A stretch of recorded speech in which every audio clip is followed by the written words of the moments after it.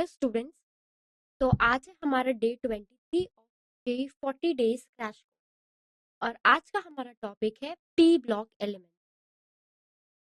तो ये है डिस्क्लेमर।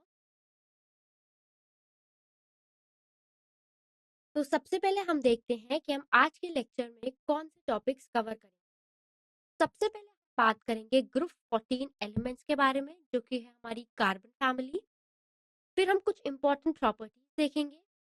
उसके बाद हम इंपॉर्टेंट कंपाउंड्स के बारे में बात करेंगे। तो स्टार्ट करते हैं सबसे पहले इंट्रोडक्शन से। तो पहला टॉपिक है हमारा ग्रुप 14 एलिमेंट्स, मतलब हम यहाँ पे बात करेंगे कार्बन फैमिली के बारे में। ठीक है, तो अगर हम यहाँ पे बात करें कार्बन फैमिली के बारे में, तो यहाँ पे कौन कौन से एलिमेंट्स। तो सबसे पहले होता है कार्बन, फिर सिलिकॉन, फिर जर्मेनियम, फिर टिन और फिर लेड। ठीक है, तो कार्बन को कैसे डिनोट करते हैं? कैपिटल सी से, सिलिकॉन को एस आई से, जर्मेनियम को जीई से, टिन को एसएन से और लेड को किससे करते हैं? पीबी से। ठीक है, तो ये है हमारे मेंबर्स ग्रुप 14 के।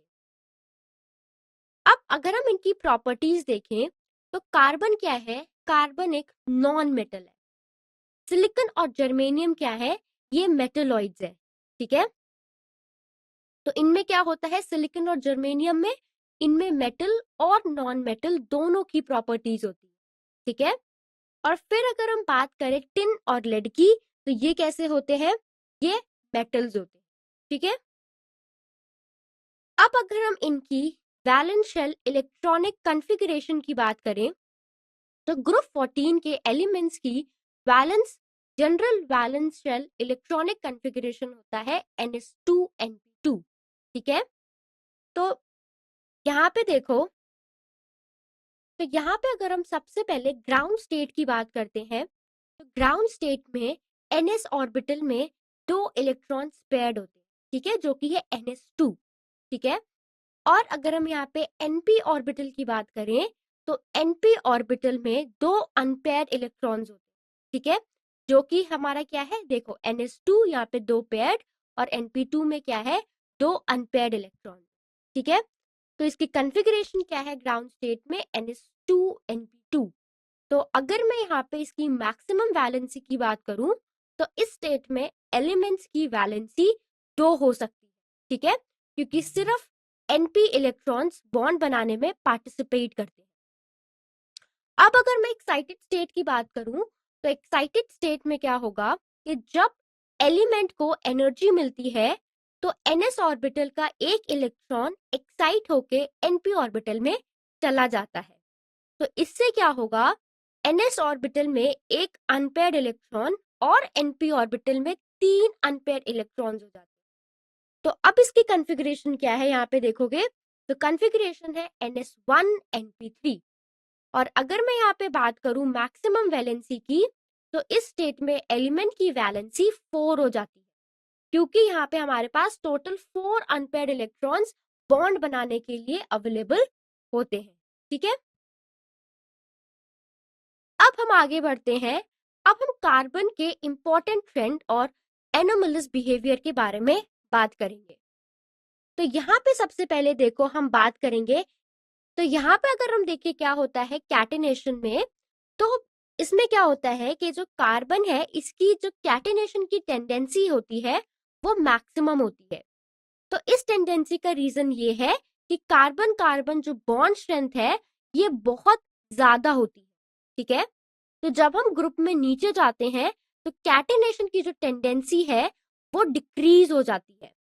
इसका रीजन है कि जो मेटल मेटल बॉन्ड स्ट्रेंथ है ये एक स्टेडी तरीके से घटती जाती है। तो अगर हम कैटेनेशन का यहाँ पे ऑर्डर देखेंगे ग्रुप 14 में, तो यहाँ पे देखो इसका ऑर्डर ये है कि सबसे ज्यादा कैटेनेशन टेंडेंसी है कार्बन की, और कार्बन से काफी काफी कम है सिलिकॉन की, फिर जर्मेनियम की, और हम बोल सकते हैं टिन की ऑलमोस्ट सिमिलर है, और फिर इनसे बहुत कम किसकी है? लेड की है। ठीक है, तो सबसे ज्यादा कार्बन की है और लेड में सबसे कम होती है। ठीक है, अब हम बात करेंगे एलोट्रॉपी के बारे में। तो एलोट्रॉपी का मतलब है एक सिंगल एलिमेंट अलग अलग फॉर्म में एग्जिस्ट करता है, ठीक है, जिनमें अलग अलग फिजिकल प्रॉपर्टीज होती है। तो यहाँ पे अगर हम बात करें ग्रुप 14 के मेंबर्स के बारे में, तो ग्रुप 14 के जो सारे मेंबर्स हैं लेड को छोड़कर वो एलोट्रॉपी शो करते हैं, ठीक है। अब यहाँ पे देखो कार्बन जो है वो बहुत सारे एलोट्रॉपिक फॉर्म्स दिखाता है जो क्रिस्टलीन और अमॉर्फस दोनों तरह के होते हैं। अब अगर यहाँ पे मैं स्पेसिफिकली क्रिस्टलीन फॉर्म की बात करूं, तो क्रिस्टलीन फॉर्म में क्या कौन कौन से होते हैं? डायमंड, ग्रेफाइट और फ्लोरीन।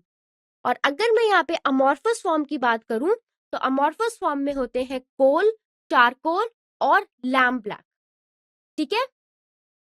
अब हम आगे करके इनकी क्रिस्टलीन फॉर्म्स के बारे में, जो कि डायमंड, ग्रेफाइट और फ्लोरीन है, एक एक करके इसको डिटेल में समझते हैं, ठीक है।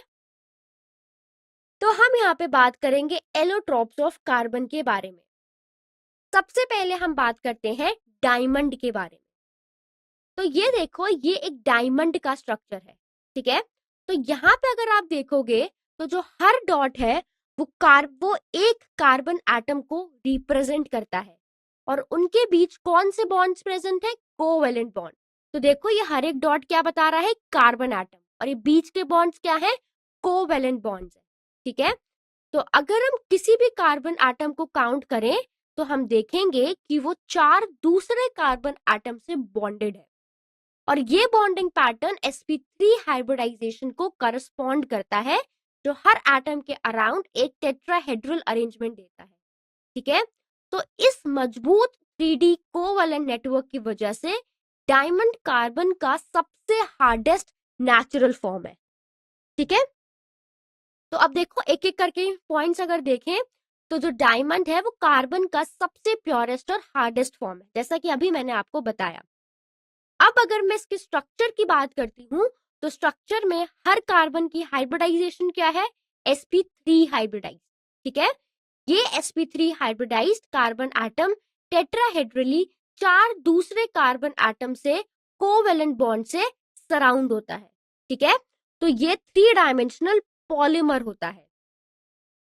अब अगर हम यहाँ पे बात करें डायमंड इलेक्ट्रिसिटी के बारे में कि इलेक्ट्रिसिटी कंडक्ट करता है या नहीं, तो जो डायमंड है इसमें अगर हम देखें तो इसके स्ट्रक्चर के कारण डायमंड की जो डेंसिटी होती है वो बहुत हाई होती है और इनका जो रिफ्रैक्टिव इंडेक्स होता है ये भी काफी ज्यादा होता है। और इलेक्ट्रिसिटी कंडक्शन की बात करें तो जो डायमंड है वो इलेक्ट्रिसिटी कंडक्ट नहीं करता है। क्यों? क्योंकि इसमें कोई भी फ्री इलेक्ट्रॉन्स नहीं होते हैं, सारे वैलेंस इलेक्ट्रॉन्स बॉन्डिंग में यूज्ड हो जाते हैं, इसीलिए ये इलेक्ट्रिसिटी कंडक्ट नहीं करता है। अब अगर हम इसके यूजेस की बात करें डायमंड के, तो डायमंड का यूज हम कटिंग, ग्राइंडिंग और ड्रिलिंग इंस्ट्रूमेंट में करते हैं, ठीक है। क्यों? क्योंकि इसका जो नेचर होता है वो कैसा होता है? हार्ड होता है। और इसका यूज ज्वेलरी बनाने में भी होता है, ठीक है। इसकी ब्रिलियंस, जिसको चमक बोलते हैं, और हाई रिफ्रैक्टिव इंडेक्स की वजह से। अब हम चलते हैं कार्बन के दूसरे एलोट्रॉप पे, जो कि है हमारा ग्रेफाइट। तो यहाँ पे अगर आप देखोगे ये आपको दिखाया गया है ग्रेफाइट का स्ट्रक्चर। तो ये ग्रेफाइट का स्ट्रक्चर अगर आप देखोगे तो इसका 2 डायमेंशनल लेयर स्ट्रक्चर होता है जिसमें कार्बन एटम्स हेक्सागोनल शीट्स में अरेंज होते हैं। तो हर कार्बन एटम 3 दूसरे कार्बन एटम से sp2 हाइब्रिडाइजेशन के थ्रू कोवैलेंटली बॉन्डेड होता है, जिसमें इनकी जो बॉन्ड लेंथ होती है वो लगभग 0.14 नैनोमीटर होती है, ठीक है। तो हर एटम का 4th वैलेंस इलेक्ट्रॉन लेयर में डीलोकलाइज्ड होता है, ठीक है, जो ग्रेफाइट को इलेक्ट्रिसिटी का एक अच्छा कंडक्टर बनाता है।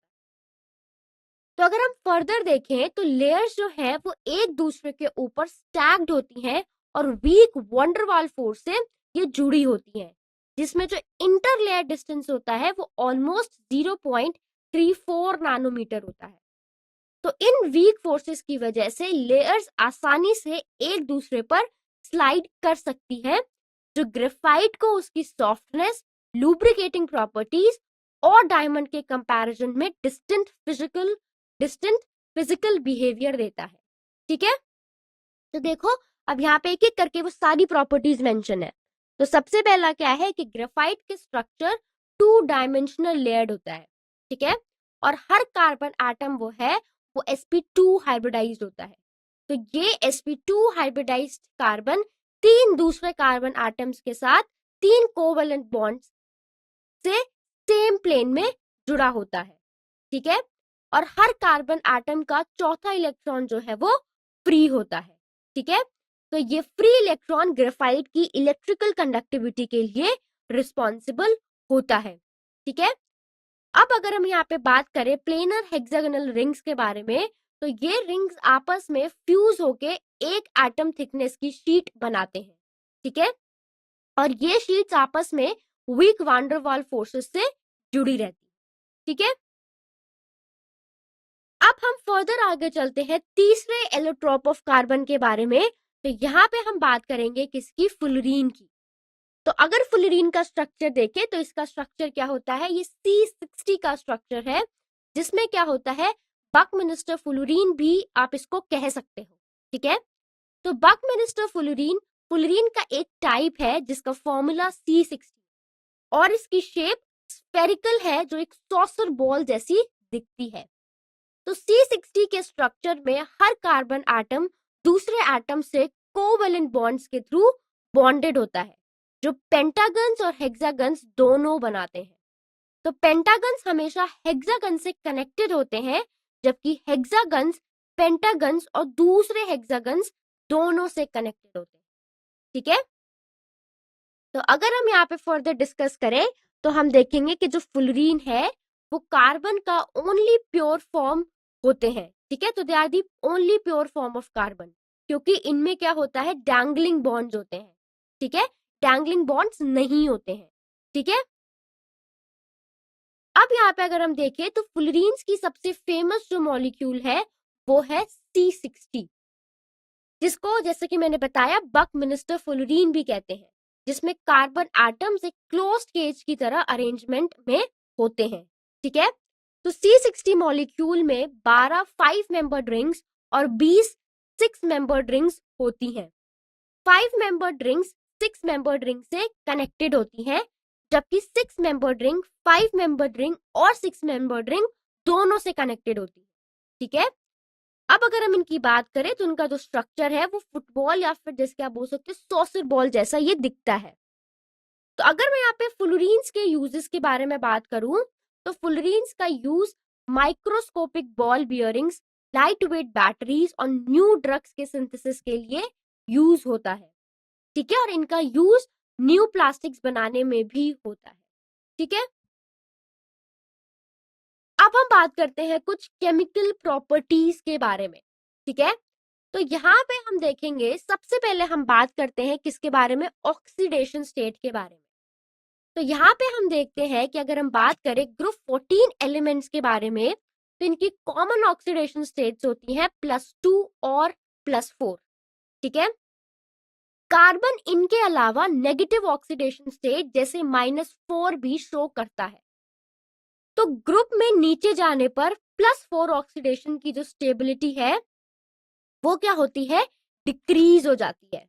ठीक है, जबकि +2 ऑक्सीडेशन की जो स्टेबिलिटी है वो क्या हो जाती है, इंक्रीज हो जाती है। इसका रीजन क्या है, इसका रीजन है इनर्ट पेयर इफेक्ट, जहां पे NH2 इलेक्ट्रॉन्स बॉन्डिंग में पार्टिसिपेट नहीं करते हैं। ठीक है, तो यहाँ पे देखो क्या होता है कि जैसा कि हम जानते हैं कि जब हम टॉप से बॉटम में जाते हैं एक ग्रुप में तो साइज जो है वो बढ़ता है। तो साइज बढ़ने के साथ D और F ऑर्बिटल्स भी इंट्रोड्यूस होते हैं। तो D और F ऑर्बिटल्स जो इंट्रोड्यूस होते हैं जिनका क्या होता है, पुअर शील्डिंग इफेक्ट होता है।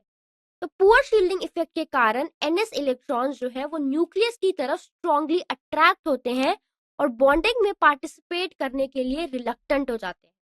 तो इस फिनोमेनन को क्या कहते हैं, इनर्ट पेयर इफेक्ट। तो इस ग्रुप में नीचे जाने पर +4 ऑक्सीडेशन स्टेट की स्टेबिलिटी कम हो जाती है और +2 ऑक्सीडेशन स्टेट की स्टेबिलिटी जो है वो बढ़ जाती है। ठीक है, इसका मतलब है कि ये इसका मतलब है कि अगर ये +2 है 2 यूनिट्स रिड्यूस करने पर हमें +2 मिलता है। अगर ये +4 है तो 2 यूनिट्स रिड्यूस करोगे तो क्या मिलेगा? +2 मिलेगा। और जैसे जैसे हम नीचे जाते जाते हैं +2 की स्टेबिलिटी बढ़ती है और +4 की स्टेबिलिटी कम होती है। ठीक है, अब हम यहाँ पे बात करते हैं रिएक्टिविटी टुवर्ड्स ऑक्सीजन के बारे में। तो यहाँ पे सबसे पहले हम बात करेंगे ऑक्साइड्स फॉर्मेशन के बारे में। तो यहाँ पे देखेंगे जब ग्रुप 14 के सभी एलिमेंट्स को ऑक्सीजन की प्रेजेंस में हीट किया जाता है तो वो ऑक्साइड्स बनाते हैं। ठीक है, जिनका जनरल फॉर्मूला क्या होता है? MO2 या फिर MO। तो अब अगर हम यहाँ पे डाइऑक्साइड्स के नेचर के बारे में बात करें तो अगर हम यहाँ पे CO2 के बारे में बात करें तो CO2 carbon dioxide, SiO2 silicon dioxide, GeO2 germanium oxide, ये एसिडिक नेचर के होते हैं। जबकि जो टिन डाइऑक्साइड है SnO2 और लेड डाइऑक्साइड PbO2 ये एम्फोटेरिक नेचर के होते हैं। ठीक है, तो एम्फोटेरिक कौन होते हैं? जो एसिड और बेस दोनों से रिएक्ट करते हैं। और अगर हम MO की बात करें, मोनो ऑक्साइड्स के नेचर की, तो मोनो ऑक्साइड्स में CO जो है कार्बन मोनोऑक्साइड ये न्यूट्रल होता है।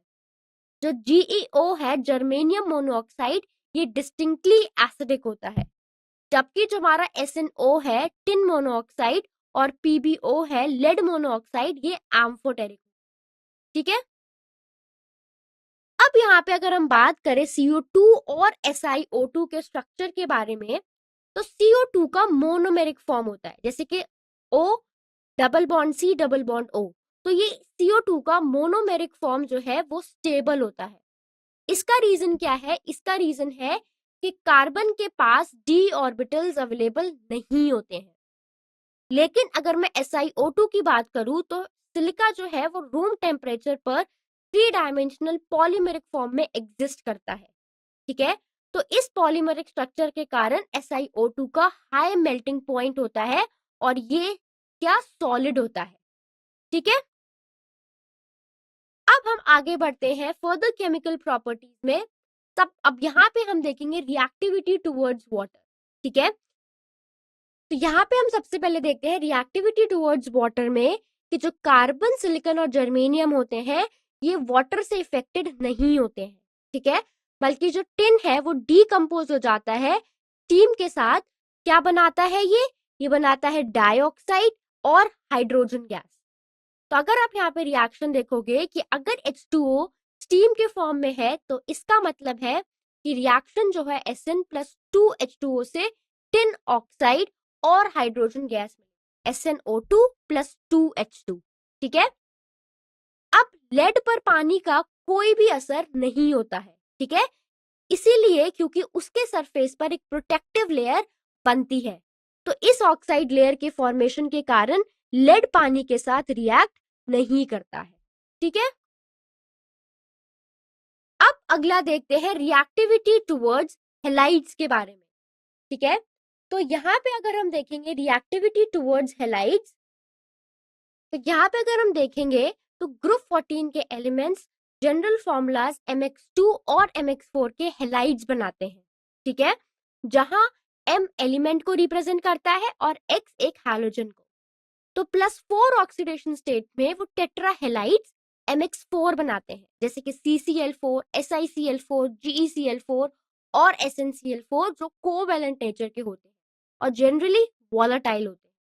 और +2 ऑक्सीडेशन स्टेट में टिन और लेड जैसे हेवियर एलिमेंट्स स्टेबल डाइहैलाइड्स बनाते हैं MX2 टाइप के। ठीक है, जैसे SnCl2 और PbCl2। तो इनर्ट पेयर इफेक्ट की वजह से जो दो NH2 इलेक्ट्रॉन्स को बॉन्डिंग के लिए ये कम अवेलेबल बनाता है जैसे जैसे हम ग्रुप में नीचे जाते हैं। ठीक है, अब हम यहाँ पे अगर देखें तो जर्मेनियम के केस में GeX4 GeX2 से ज्यादा स्टेबल है, जबकि PbX2+2 में PbX4 से ज्यादा स्टेबल है। ठीक है, अब अगर हम बात करें SnCl2 की तो SnCl2+2 में SnCl4 से ज्यादा स्टेबल है। ठीक है, तो जैसे जैसे हम नीचे जाते हैं +2 ऑक्सीडेशन स्टेट की स्टेबिलिटी बढ़ती है और +4 ऑक्सीडेशन स्टेट की जो स्टेबिलिटी है वो कम होती है। तो SnCl4 रूम टेम्परेचर पर लिक्विड होता है क्योंकि इसमें कोवेलेंट कैरेक्टर होता है। तो जितना ज्यादा अट्रैक्शन होगा उतना ज्यादा वो सॉलिड फॉर्म में होगा, और अगर अट्रैक्शन वीक होगा तो वो लिक्विड फॉर्म में होगा। इसीलिए SnCl4 लिक्विड है और SnCl2 रूम टेम्परेचर पर सॉलिड है। ठीक है, अब यहाँ पे अगर हम देखें तो CCl4 को छोड़कर यानी कार्बन टेट्राक्लोराइड को छोड़कर बाकी सभी टेट्राक्लोराइड्स आसानी से हाइड्रोलाइज हो जाते हैं क्योंकि उन सभी में d ऑर्बिटल्स जो है वो प्रेजेंट होते हैं। तो कार्बन एक सेकेंड पीरियड एलिमेंट है जिसमें 2D जो है वो पॉसिबल नहीं है, इसीलिए कार्बन अपनी कोवेलेंसी एक्सपैंड नहीं कर सकता और इसीलिए ये हाइड्रोलाइज नहीं हो सकता। बाकी जो हैलाइड्स है वो आसानी से हाइड्रोलाइज हो जाते हैं CCl4 को छोड़कर क्योंकि इनमें क्या प्रेजेंट होता है, d ऑर्बिटल्स प्रेजेंट होता है। ठीक है,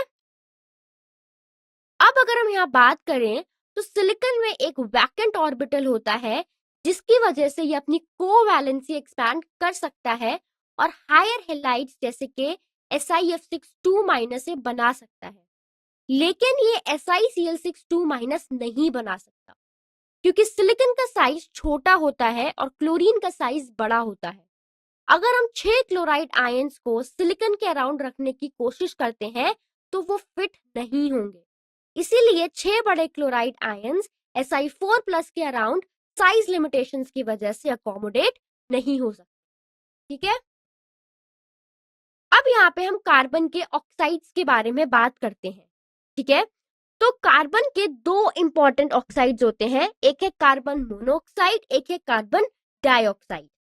ठीक है, तो अब हम सबसे पहले बात करते हैं कार्बन मोनोऑक्साइड के बारे में।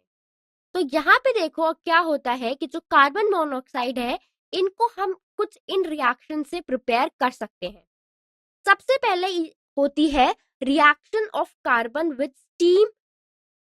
तो यहाँ पे क्या होता है कि जब हॉट कोक को स्टीम के ऊपर 473 से 1273 केल्विन टेम्परेचर पर पास किया जाता है तो कार्बन मोनोऑक्साइड और हाइड्रोजन गैस का मिक्सचर बनता है और इस मिक्सचर को हम क्या बोलते हैं, वाटर गैस बोलते हैं। ठीक है, तो रिएक्शन देखो C+H2O gives CO+H2 और इसको क्या बोलते हैं, वाटर गैस। दूसरी यहाँ पे रिएक्शन क्या है, कार्बन और एयर के साथ।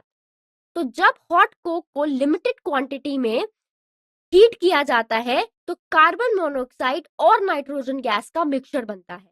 ठीक है, तो लिमिटेड एयर में जिसमें O2 और N2 जो है वो प्रेजेंट होता है। तो रिएक्शन देखो 2C + O2 + 4N2 gives 2CO + 4N2। तो इस मिक्सचर को क्या बोलते हैं, प्रोड्यूसर गैस।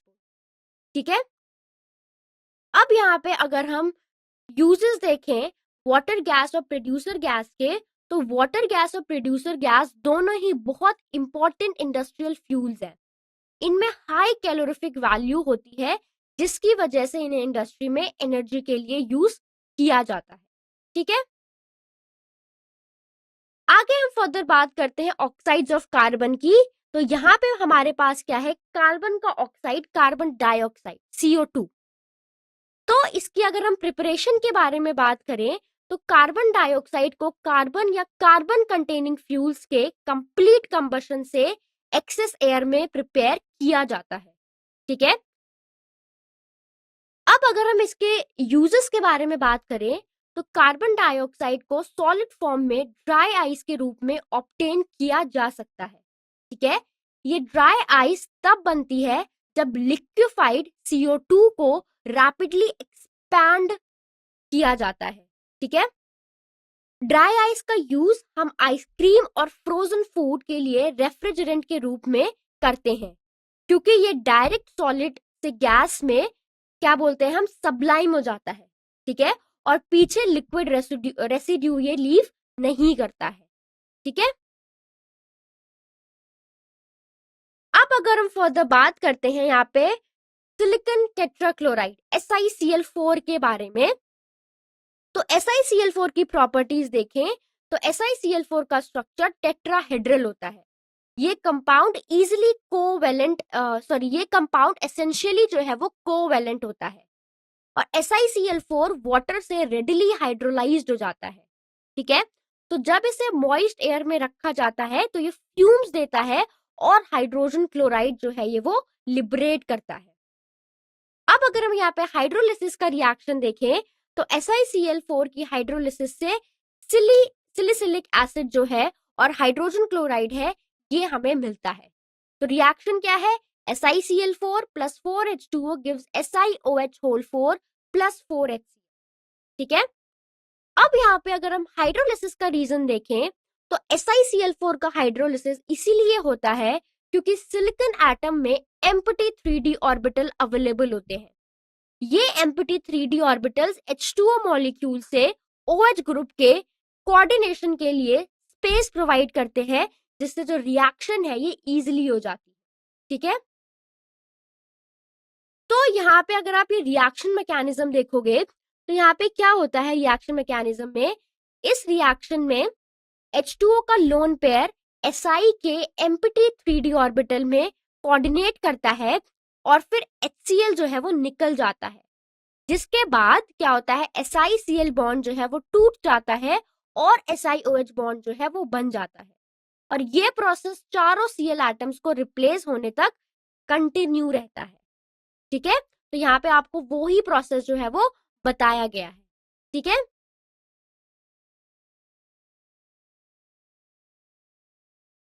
अब हम यहाँ पे बात करेंगे सिलिकॉन्स के बारे में, ठीक है। तो यहाँ पे देखो सिलिकॉन्स क्या है, सिलिकॉन्स ऐसे सिंथेटिक ऑर्गेनोसिलिकॉन पॉलीमर्स होते हैं जिनकी रेपिटेटिंग यूनिट्स होती है R2SiO। अब अगर हम देखें कि सिलिकॉन्स बनते कैसे हैं, तो ये जो सिलिकॉन्स है इन्हें एल्काइल हैलाइड से प्रिपेयर किया जाता है। तो अगर हम प्रिपरेशन प्रोसेस की बात करें तो देखो सबसे पहले क्या होता है, सबसे पहले अल्काइल हैलाइड को सिलिकॉन के साथ कॉपर पाउडर की प्रेजेंस में 570 केल्विन पर हीट किया जाता है, जिससे सब्स्टिट्यूटेड क्लोरोसिलेन्स बनते हैं, तो कैसे, जैसे कि R2SiCl2, ठीक है। फिर क्या होता है, फिर इस क्लोरोसिलेन्स का हाइड्रोलिसिस किया जाता है जिससे सिलोनॉल कंपाउंड बनता है जिसमें SiOH ग्रुप्स होते हैं, ठीक है। उसके बाद आखिर में क्या होता है, आखिर में इन सिलोनॉल कंपाउंड्स का पॉलीमराइजेशन होता है जिसमें वाटर का मॉलिक्यूल एलिमिनेट होके निकलता है और सिलिकॉन्स ये बनाते हैं, ठीक है। तो highly cross link silicon polymers RSiCl3 की हाइड्रोलिसिस से हमें ऑब्टेन होते हैं, ठीक है। तो यहाँ पे आपको वही रिएक्शन जो है जो मैंने अभी आपको बताई थी, ठीक है। तो high cross linked silicon polymers obtain होते हैं हाइड्रोलिसिस ऑफ RSiCl3। अब अगर मैं सिलिकॉन के यूजेस के बारे में बात करूं तो सिलिकॉन का यूज सीलैंड्स, ग्रीसेस और इलेक्ट्रिकल इंसुलेटर्स के रूप में किया जाता है। तो इनका यूज फैब्रिक की वाटर प्रूफिंग के लिए भी होता है और ये बायोकम्पैटिबल होते हैं, इसीलिए इनका यूज सर्जिकल और कॉस्मेटिक प्लांट्स में भी होता है, ठीक है। अब हम आगे बात करते हैं सिलिकेट्स के बारे में, ठीक है। तो अगर हम इसमें बात करें तो नेचर में सिलिकेट मिनरल्स की बड़ी संख्या एग्जिस्ट करती है, ठीक है। तो इनके कुछ एग्जाम्पल्स है, जैसे कि अगर हम बात करें फेल्सपर, ठीक है, जियोलाइट्स, मीका और एस्बेटस, ठीक है। अब अगर हम इनके बेसिक स्ट्रक्चरल यूनिट की बात करें तो सिलिकेट्स की basic structural unit silicon dioxide SiO4 होती है। इसमें इस यूनिट में एक silicon atom tetrahedrally 4 oxygen atom से सराउंडेड होता है, ठीक है। तो यहाँ पे देखो जैसा कि मैंने बताया क्या होता है यहाँ पे कि ये जो एक सिलिकॉन एटम है ये टेट्राहेड्रली 4 ऑक्सीजन एटम से घिरा हुआ होता है, ठीक है। तो स्मॉल डॉट यहाँ पे सिलिकॉन बता रही है और ये बड़े वाले यहाँ पे ऑक्सीजन बता रहे हैं, ठीक है। अब अगर हम यहाँ पे चार्ज न्यूट्रलाइजेशन की बात करें तो सिलिकेट स्ट्रक्चर पर जो नेगेटिव चार्ज होता है उसे पॉजिटिवली चार्ज्ड मेटल आयंस के द्वारा न्यूट्रलाइज्ड किया जाता है, ठीक है। तो यहाँ पे अगर हमें नेटवर्क फॉर्मेशन देखें तो जब SiO4 4- यूनिट के सभी चारों कॉर्नर्स दूसरे टेट्राहेड्रल यूनिट्स के साथ शेयर हो जाते हैं तो 3 डायमेंशनल नेटवर्क बनता है। ठीक है, ये 3 डायमेंशनल नेटवर्क ही सिलिका SiO2 का स्ट्रक्चर बनाता है। ठीक है,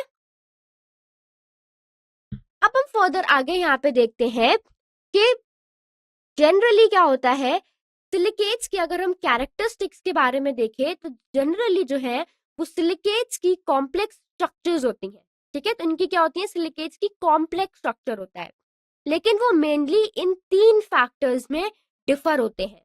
ठीक है, सबसे पहला देखो क्या है, number of oxygen shared between SiO4 4- tetrahedra.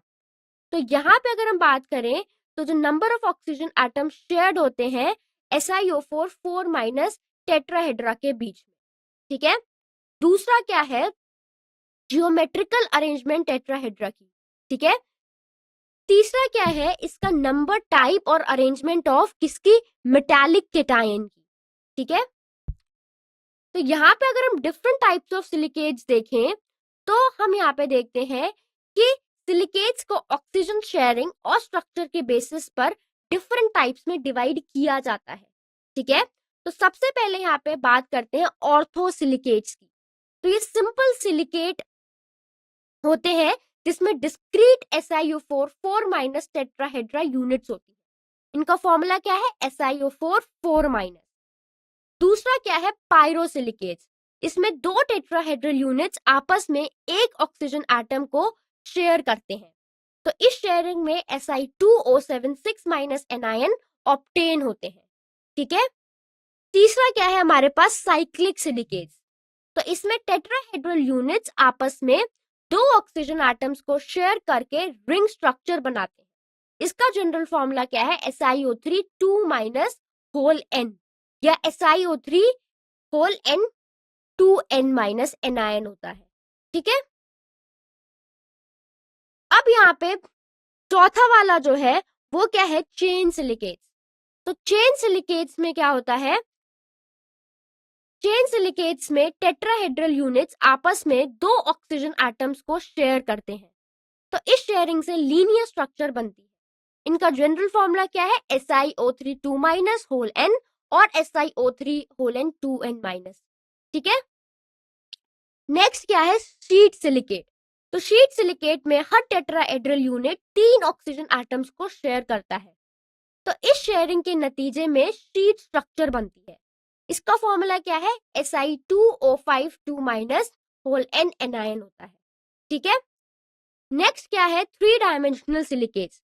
तो 3 डायमेंशनल सिलिकेट्स में SiO4 4- टेट्राहेड्रल के 4 कॉर्नर्स दूसरे यूनिट्स के साथ शेयर्ड होते हैं। ठीक है, तो इसे एक बहुत स्ट्रॉन्ग और लार्ज 3D नेटवर्क स्ट्रक्चर जो है वो फॉर्म होता है। तो इसका एक बहुत अच्छा एग्जांपल अगर हम देखें तो वो है सिलिका। ठीक है, जिसका फॉर्मूला SiO2 होता है। और लास्ट क्या है, मैन मेड सिलिकेट्स। तो 2 इंपॉर्टेंट मैन मेड सिलिकेट्स है, एक है ग्लास और एक है सीमेंट। ठीक है, अब हम फर्दर किसकी बात करते हैं, जियोलाइट्स के बारे में बात करते हैं। तो जब हम जियोलाइट्स के बारे में बात करते हैं तो देखो इसमें क्या होता है कि जब सिलिकॉन डाइऑक्साइड का 3 डायमेंशनल नेटवर्क स्ट्रक्चर में कुछ सिलिकॉन एटम्स को एल्यूमिनियम एटम्स रिप्लेस कर देते हैं, तो इस ओवरऑल स्ट्रक्चर को एल्यूमिनोसिलिकेट कहते हैं। तो इस रिप्लेसमेंट के कारण स्ट्रक्चर पर नेगेटिव चार्ज आ जाता है।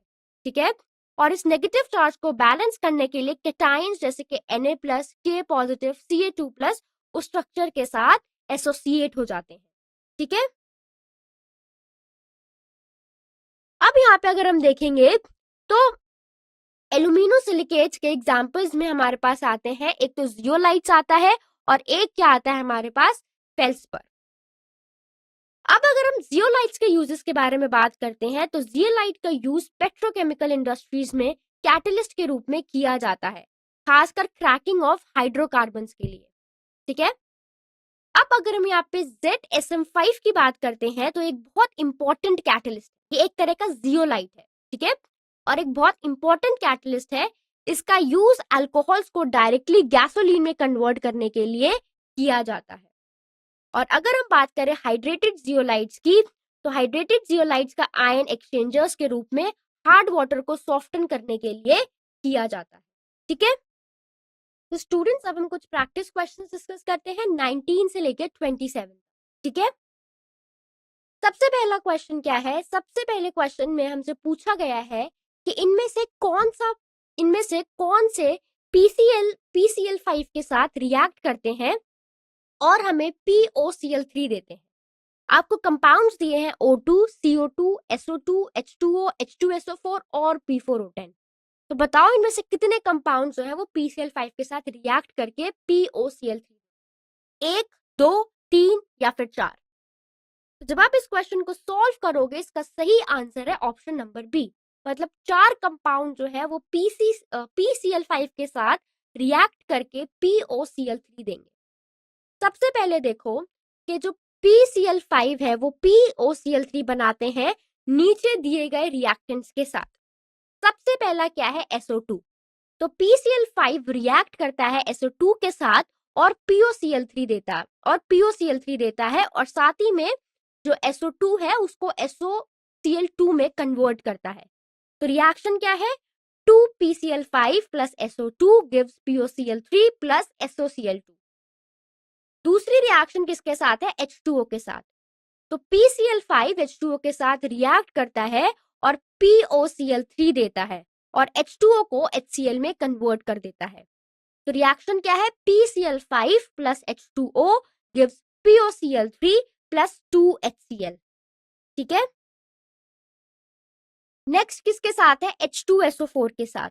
तो PCl5 रिएक्ट करता है H2SO4 के साथ और देता है POCl3 और क्या बनाता है साथ में? SO2Cl2 और HCl।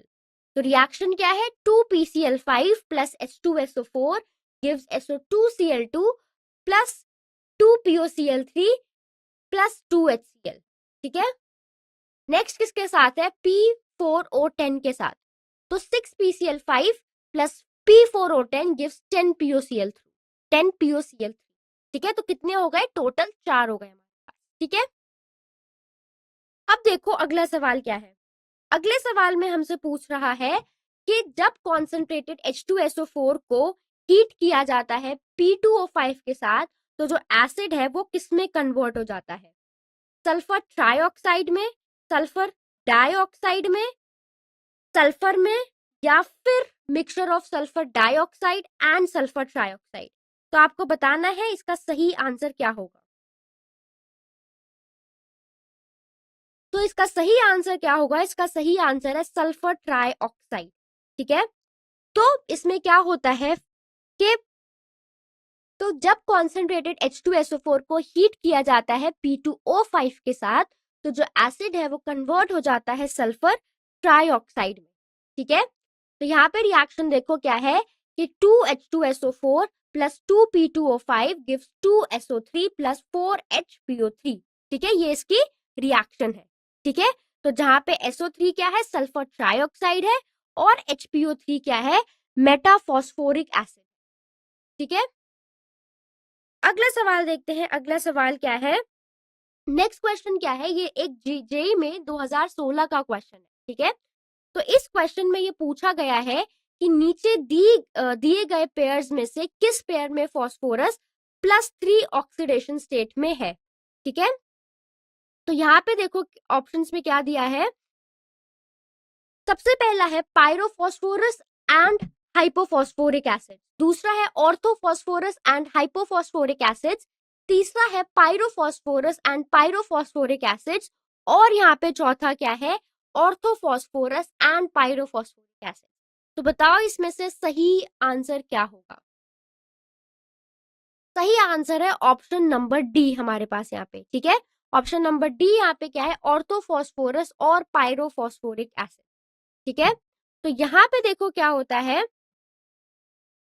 अगर हम बात करें ऑर्थोफॉस्फोरस एसिड्स की तो उसका फॉर्मूला होता है H3PO3। ठीक है, तो यहाँ पे अगर हम बात करें कि हमें अगर फास्फोरस की ऑक्सीडेशन स्टेट फाइंड करनी है तो फास्फोरस की ऑक्सीडेशन स्टेट को हम +X मान लेते हैं। ठीक है, हाइड्रोजन की ऑक्सीडेशन स्टेट कितनी होती है? +1। ऑक्सीजन की कितनी होती है? -2। तो टोटल हमारे पास 3 हाइड्रोजन एटम्स है। ठीक है। तो यहाँ पे देखो क्या किया, हाइड्रोजन को 3 into 1 3, फॉस्फोरस को x मान लो, ऑक्सीजन की कितनी होती है -2, तो 3 into -2, तो जब इसे किसके बराबर है, 0 के बराबर।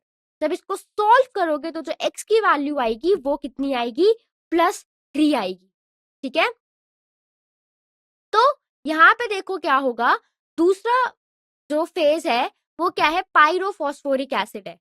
पायरोफॉस्फोरिक एसिड का फॉर्मूला है H4P2O5। तो यहाँ पे देखो हमें फिर से फॉस्फोरस की ऑक्सीडेशन स्टेट निकालनी है। हाइड्रोजन की होती है +1, 4 हाइड्रोजन है तो 4 into 1 4। फॉस्फोरस की x मान लो, हम यहाँ पे 2 फॉस्फोरस दिए हैं तो क्या हो जाएगा 2x। ऑक्सीजन की कितनी होती है -2, 5 ऑक्सीजन दिए हैं तो 5 into -2 किसके बराबर होता है, 0 के बराबर। इसको सोल्व करोगे तो x की वैल्यू क्या आएगी, +3 आएगी, ठीक है। तो हमारा आंसर क्या है, ऑर्थोफॉस्फोरस और पायरोफॉस्फोरस एसिड, ठीक है। नेक्स्ट क्वेश्चन देखो क्या है। इस क्वेश्चन में ये पूछा गया है कि जब व्हाइट फॉस्फोरस NaOH के साथ रिएक्ट करते हैं तो PH3 प्रोडक्ट्स में से एक रूप में मिलता है, ठीक है। तो PH3 one of the product होता है। तो हमें बताना है कि ये किस टाइप की रिएक्शन है, डायमराइजेशन, डिस्प्रपोर्शनेशन, कंडेंसेशन या फिर प्रेसिपिटेशन। तो इसका सही आंसर है ऑप्शन नंबर बी, ये एक डिस्प्रपोर्शनेशन रिएक्शन है, ठीक है।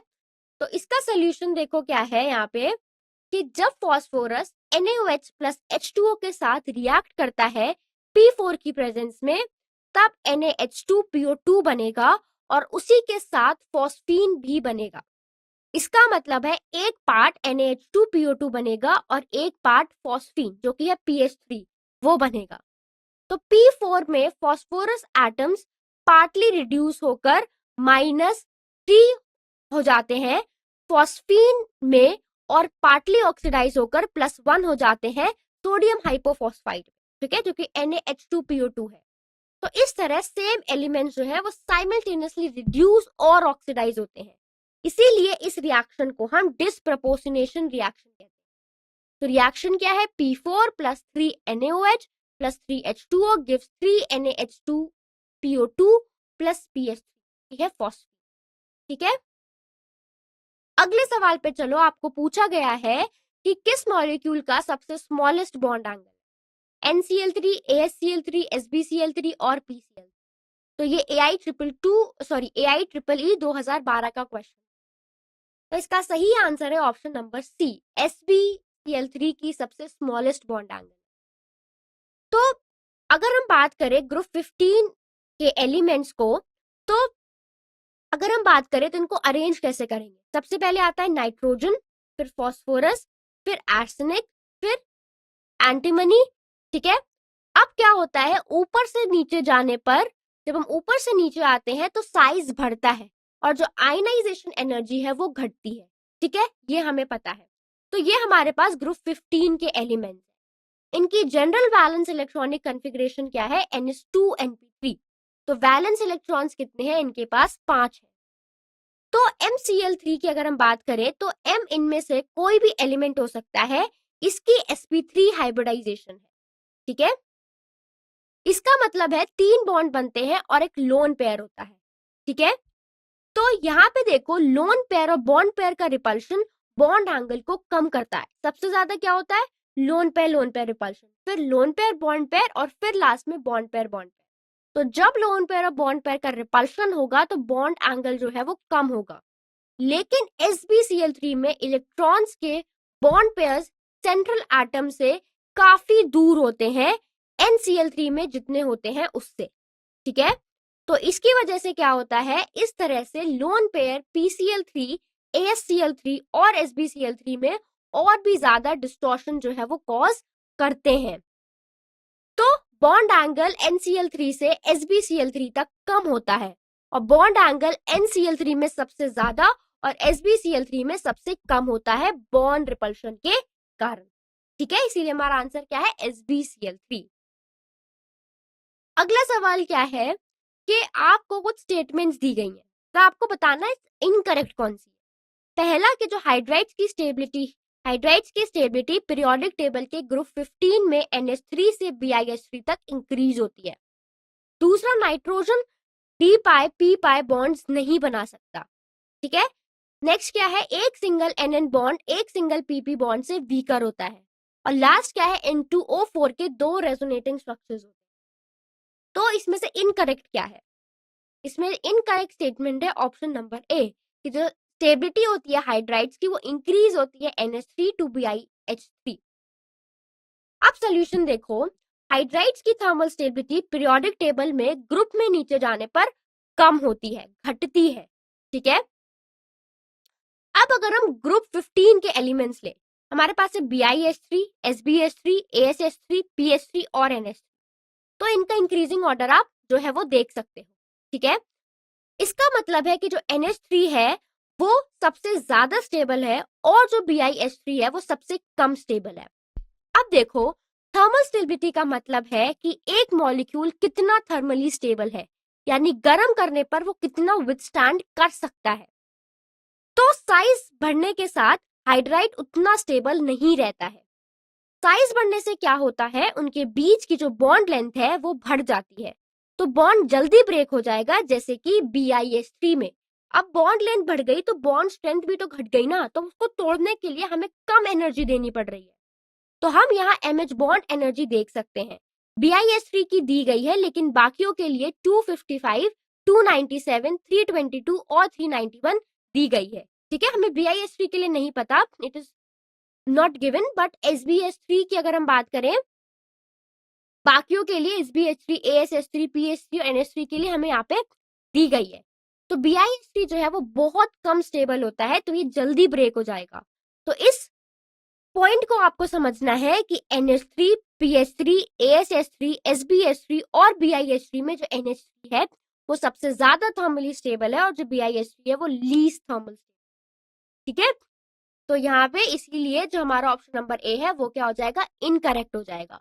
तो डी ऑर्बिटल की एब्सेंस की वजह से, ऑप्शन बी में देखो क्या दिया था कि डी ऑर्बिटल्स की एब्सेंस की वजह से नाइट्रोजन डी पाई पी पाई बॉन्ड्स नहीं बना सकता, ठीक है। तो ये स्टेटमेंट जो है वो बिल्कुल करेक्ट है, ठीक है।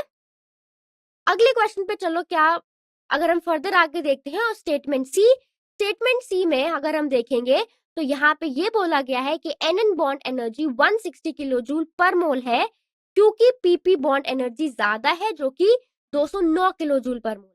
तो ये स्टेटमेंट भी बिल्कुल सही है।